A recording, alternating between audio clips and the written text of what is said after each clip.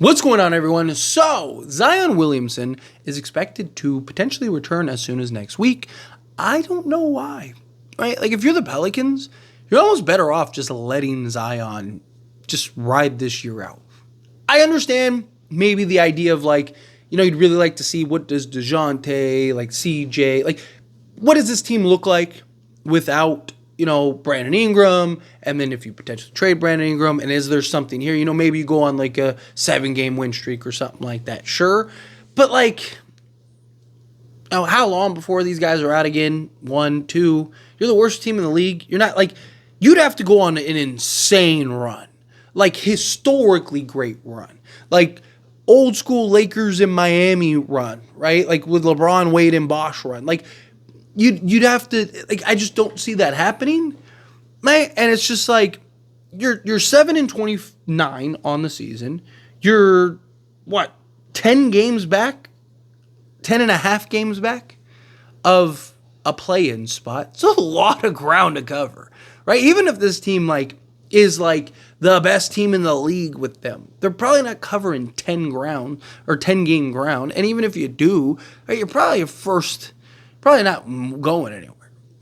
Right, my point is like, obviously, look, he's being paid to play, so let him play. But the only way that it is going to work for the Pelicans is if Zion can get right and healthy. So instead of having him come back and just kind of repeating the same pattern over and over and over again, at what point do you start changing something, right? So what I mean by that is, if I'm the Pelicans, instead of having him come back this season, because you're not going anywhere and all he's going to do is just ruin your draft seeding, right? Like, why not just spend this year getting him as right as possible? If you're the Pelicans organization, go get him the best dietitians, the best, trainers, the best everything. Go get the things that you need to put Zion in the best position to try to get as healthy as possible, right? Like, why not try to just, like, get him right, mind, body, spiritually, whatever. Get him as good as possible to then maybe next year you have DeJounte and CJ and Herb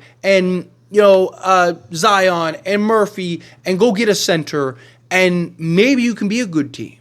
Because, look, you're going to bring back Zion. Zion's going to play 40 games and he's going to get hurt again, right? And then you're going to be in this boat all over again. You're going to be in this situation all over again. But you're in that time, you probably won half the games that that he played, and you shouldn't have won those games because you're playing for draft picks at this point. And it's just like, all you're doing is just going to sabotage.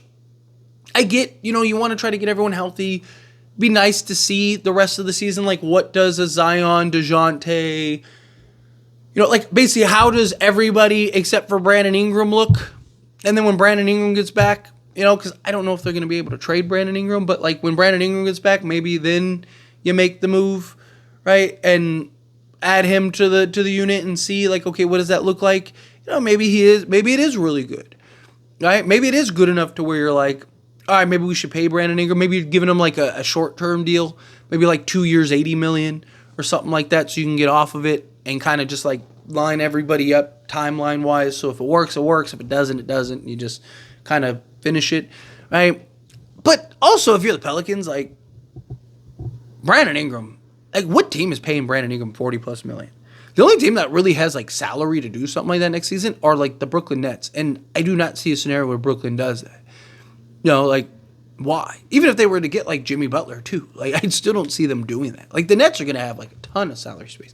But if I'm the Nets, I just, is that really the best place to allocate your money? It's into Brandon Ingram? Probably not. Right? So, to me, the Pelicans are really in a rock and a hard place, right? Honestly, they should just trade everybody and restart, right? Try to go get a Cooper Flag or something and try to get things right. Trade Zion to the highest bidder. Trade Brandon Ingram to the highest bidder. Even if as long as you're not taking on like bad or even if you rebuild, who cares? If you get assets, right? Like if I'm the Pelicans, I'm just tearing this down from scratch. You tried. You did. You tried. Right? No one's going to knock you for trying. Like, you've tried numerous times. And look, there were times where it looked great. There were times where it looked like, man, like they were the 1 seed. Looked like one of the better teams in the Western Conference. They just couldn't stay healthy, just couldn't stay right. Just every time it looked like they were gaining some traction and things were looking up boom, something would happen. It's just like, I get it. It sucks. But at what point do you just cut the umbilical cord? At what point do you just go, okay, like, what's done is done. We attempted, we tried, didn't work out. Next step, right? And just trade Zion, trade Brandon Ingram, trade DeJounte Murray, trade all these guys, right? And just full reset. I mean, even like Herb Jones and Troy Murphy and these guys, I wouldn't like rush to trade those guys, but you'd probably get you might get more for Herb Jones than probably anybody, right? Because he's young, two-way, right? Like, could play slot in 2 through 4, really, like, because he's like 6'8". Like, you might get more for him than probably anybody. Like, I think there's a genuine argument for the Pelicans. Just go get like 20 first-round picks for everybody. Go get as much young talent as you can with upside and potential.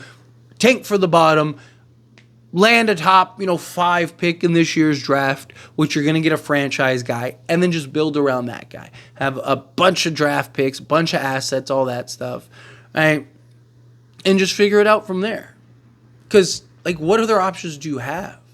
Like, they're not going to be good enough. You're going to lose Brandon Ingram for nothing in the offseason. Zion Williamson, as soon as he gets the opportunity to leave, he's leaving. Right? Like, you're never going to get the value that you want from Zion unless he, like, figures it out and is healthy for the next, 2 years. Right? But even then, teams are going to be probably reluctant.